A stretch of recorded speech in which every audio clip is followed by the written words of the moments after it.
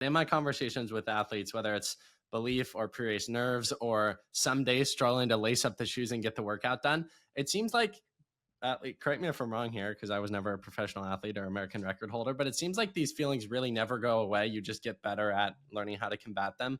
Can you speak to that aspect of how you learned throughout the years to get better at approaching these feelings, but the feelings never necessarily went away? Yeah, that's such a great. I knew this conversation was going to be deep and meaningful, Dominic. There was no doubt in my mind with you. Um, I think that's the beauty of running in general is that there is this relatability, no matter our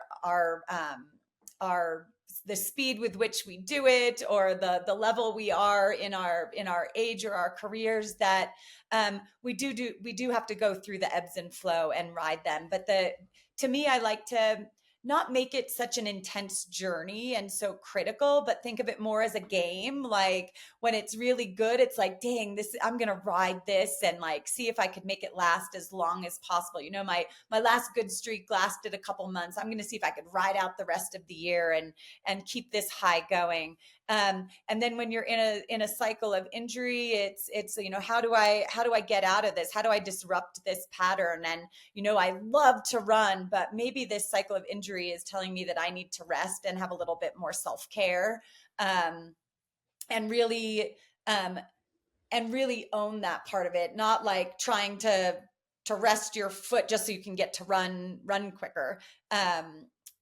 It's really like nurturing yourself and giving yourself the mental space. And if there's something physically wrong with you, it's such a great time to work on your mental strengths, like on your belief and your visualization. And so there's a lot of gifts in resting your physical body, and with understanding that nerves are just your body's heightened awareness that this is important, and your heart is racing because it's elevating every system in your body to do the task at hand. So whenever I start to feel that pre-race shake as I'm lacing up my shoes, I'm thinking, I can't believe my body just knows how to do this, knows that today is special and we're going to get out here and do something special. So it's really just like twisting those thoughts in your head to really advocate for what you're trying to do.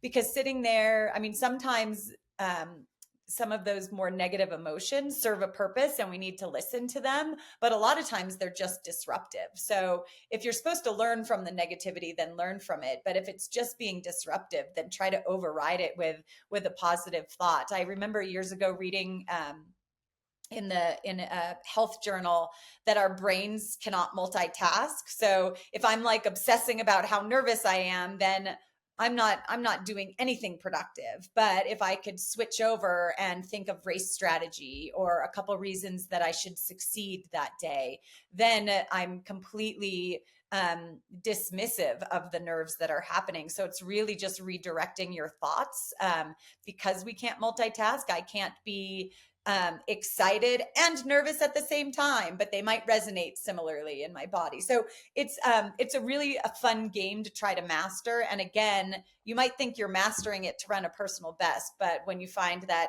it's showing up when you're sitting in LA traffic, or when someone in your family gets sick, or your dog passes away, it's like these same tools just come screaming back, and you can apply them to so many other real life situations.